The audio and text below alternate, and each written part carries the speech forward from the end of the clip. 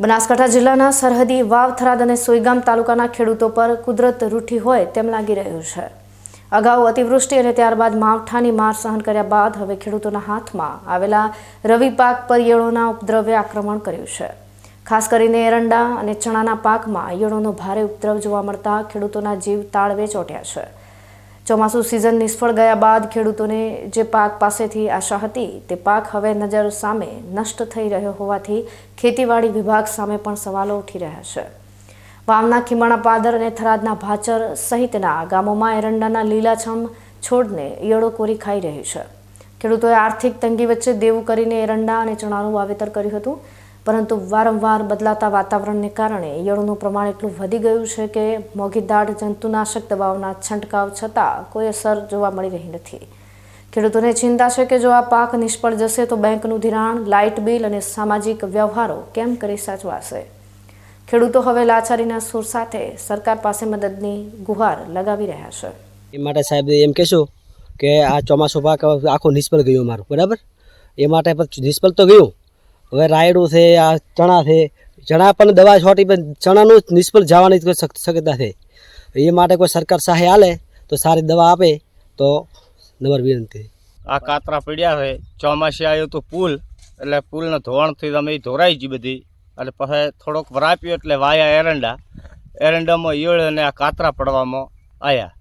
આને 1-2 વાર દવા છોટી પણ ખતમ ત્રીજે દાડે થઈ જાય। આ નાશ કરવા માટે તો સરકારની વિનંતી તો કોઈ કાતરાનો નાશ થાય એવો હોય તો બરાબર, ને અત્યારે ચોમાસાના પડી રહેવાની ગણતરી શિયાળું છે। રાયડામાં, એરંડામાં, જીરામાં બધી રાજ વાંચી પીડ્યા છે આ કાતરા બધી। અમારે કોઈ મહેનતથી તો કોઈ પાછો પડતો નથી, બરાબર। પાક ધીરણો થઈ બધું ત્યાં કાતરા પડીને ખાઈ ગયો છે કશું। એટલે હવે કોઈ સરકાર અમને સહાયતા આલે તો વિનંતી છે, બરોબર। કોઈ સરકાર આલે તો વિનંતી છે કે અમારે કોઈ દવાથી અમે કોઈ દવા તો એને લાગતી નથી, કાતરા દવા લાવી છે કોઈ પાર નહીં એટલી। ખેડૂતોની આ ગંભીર સમસ્યા વચ્ચે ખેતીવાડી વિભાગ પણ હરકતમાં આવ્યું છે। થરાદ ખેતીવાડી વિસ્તરણ અધિકારીએ ખેડૂતોને સલાહ આપતા જણાવ્યું છે કે ઈયળોના નિયંત્રણ માટે સમયસર અને યોગ્ય જંતુનાશક દવાનો ઉપયોગ કરવો અનિવાર્ય છે। વાતાવરણમાં આવતા પલટાને કારણે જીવાત વધતી હોય છે, જેના માટે ખેતીવાડી વિભાગ દ્વારા ખેડૂતોને ટેકનિકલ માર્ગદર્શન આપવાની ખાતરી આપવામાં આવી રહી છે।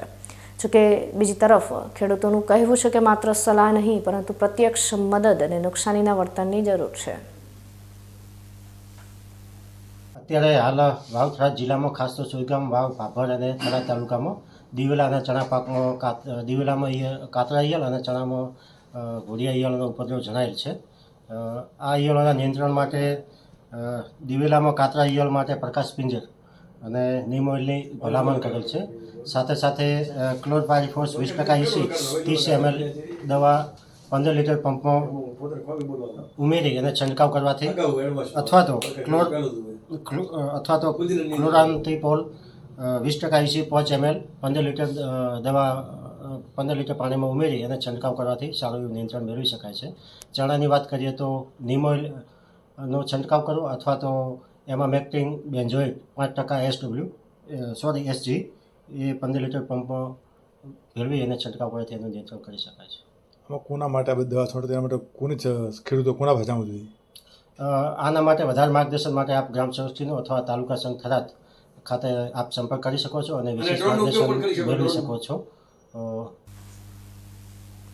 એક તરફ ખેડૂત જગતનો તાત છે તો બીજી તરફ તે કુદરતી આફતોનો શિકાર બની રહ્યો છે। વાવ થરાદ પંથકની આ હાલત અત્યંત દયનીય છે। જો ખેતીવાડી વિભાગ દ્વારા યુદ્ધના ધોરણે ઈયળ નાથવાના ઉપાયો નહીં કરવામાં આવે તો આગામી દિવસોમાં એરંડા અને ચણાનો પાક સંપૂર્ણપણે ખાક થઈ જશે અને ખેડૂત પાયમાલ થઈ જશે। હવે જોવાનું એ રહેશે કે સરકાર અને તંત્ર આ ચિંતિત ખેડૂતોની વહારે ક્યારે આવે છે।